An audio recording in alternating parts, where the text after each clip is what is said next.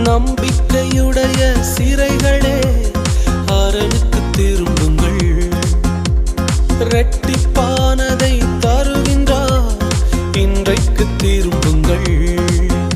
நீ விலக்கப்பட்ட உன் ஸ்தானத்திற்கே மறுபடியும் உன்னை அழைக்கின்றார்.